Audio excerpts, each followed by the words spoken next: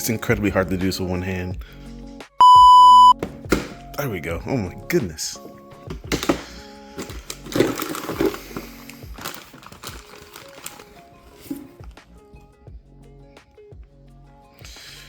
Okay, so welcome back to the channel. Focus Stance here. So in today's episode, and this is a horizontal episode, it's crazy, I haven't done one of these in a while. I kind of want to talk about my next build, and I'm kind of shuffling back and forth between 3 different calibers that I kind of want to make all 3 of them actually, but I'm only going to have enough room to produce one of these in 2024. So I'm trying to decide which one I want to do. And between these 3 calibers, we're talking 308, for one of which I'm waiting on a suppressor to get out of jail. It's a Huxworks suppressor. We'll talk about that when it actually gets out of jail. The second one would be a 6.5 Creedmoor. And then the third one would be the fabled 8.6 Blackout. And if you are a fan of the channel, you've been watching a long time, you know, as well as I do, I guess, is that I'm not really a fan of super long barrels. I guess hence why the Xolo Escuinte is no longer in my arsenal. It's because, I'm really not a fan. I'm really not a fan of long barrels. I kind of liked, and as always, being able to conceal my firearms and whatnot. So I've kind of stuck 300 Blackout, 5.7. Even now, my El Gallo, it's a 10 and a half, and that's okay. I've actually shot that here recently, and I'll need to do another update for you all to see it. The thing is just insanely fun to shoot. Oh my gosh. Thanks, Kevin, for that. But yeah, so I'm stuck between these 3 calibers and for which one I should do. I know that 308 is the cheapest. Out of the bunch, 308 is cheapest. I'm gonna get rid of this. Don't use this. 308 is the cheapest. 6.5 Creedmoor is the next expensive, and I know that right now 8.6 Blackout is the most expensive due to the production of the bullet. Will it go down over time? Maybe, maybe not. Who knows? And you also got to factor in a new suppressor, so it'll spend time in jail. So that leads me to this. Which one should I build first? Here's my firearm, and shout out to Stag Arms for having this. I actually bought this full price. Actually, no, take that back. I did not buy this full price because it has some blemishing here. I actually got this on a steal. I think almost like $90 or something for this thing. And plus 50 for my FFL. Oh my gosh. I need to find a new FFL or create my own. I'm working on that, by the way. Which one should I go with? Should I go 308 for now? I want to be able to shoot suppressed. I want an AR-10 platform, but I still want to be able to shoot suppressed. I don't want a super long barrel, and I'm not really trying to shoot super long distances, 7, 8, 9, 1,000 yards. I'm not trying to do that. Most of the stuff I'm going to be doing is 500 yards and in. That's pretty much it. I'll have sniper guys that do the long shiz, to keep us protected. But I'm not trying to do any long range shooting out of this sector of building. I mean, I will have something in the future that I might do a 6.5 Creedmoor that is a 16-inch barrel. I probably won't go any more than that.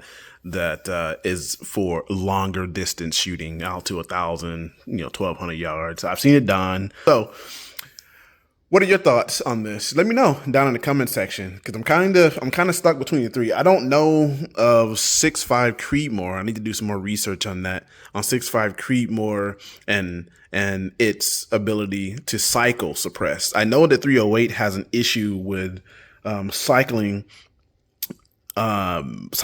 suppressed rounds, and I mean subsonics. When I'm saying suppressed, I mean subsonic rounds out of an AR. I don't have any bolt action weapons. If you know this channel, I don't have any bolt action weapons. Otherwise, it wouldn't matter, right? So That leads me to these three. 8.6, I know can cycle. I know that it's a shorter barrel. It can function out of a shorter barrel, and I know that it's suppressed, or the rounds are meant to be suppressed from factory. I don't know too much about 6.5 Creedmoor from the suppression market, but I know 6.5 Creedmoor is a very interesting round, especially for long distance capabilities. I thought about teetering a 12.5 inch 6.5 Creedmoor. I mean, but the velocity on that would be, it's a lot of velocity loss. And like I said, I'm not too keen or care about that enough from the distances I'm going to be shooting. I just want to have, a couple different calibers. 308 seems the most practical. I've seen some 12.5, 308 barrels out there. Don't know if I'll go that route yet. Maybe 14, maybe 16. I think it's 12 and maybe 16. I don't think I've seen a 14-inch 308 barrel. If there is, I'll try to find it. The issue with subsonic ammunition with cycling the 308 is what's kind of got me on a halt on building a dedicated 308, because I kind of do. And like I said, I'd already have a suppressor that could run the 308 straight out of factory. But I'm kind of just torn between that.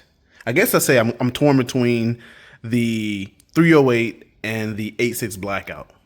That's where I'm going to be torn between. So let me know what you would do based off what I just said. And to recap, short barrel, 16 and under, can cycle subsonic rounds, can be suppressed, and pleasurably fun to shoot at the range. I hear that 308 it really puts a hurting on you, but I have some tricks up my sleeve to make it more manageable, just like with this 10.5 inch El Gallo. I mean, the thing almost feels like shooting 22. It's insane. I can't wait to get Kevin out to try it. So yeah, anyway, before I start rambling, just let me know what you think about that. What are your ideas based off what I said? And velocity not really taken into consideration here, given the distance in which I'm shooting. That nullifies any of the guys that say, don't do this because you're going to lose X velocity. We get that, okay? I understand the velocity loss. So let me know what you think down in the comment section. Anyway, I'm going to end this here. Focus on signing off. Peace.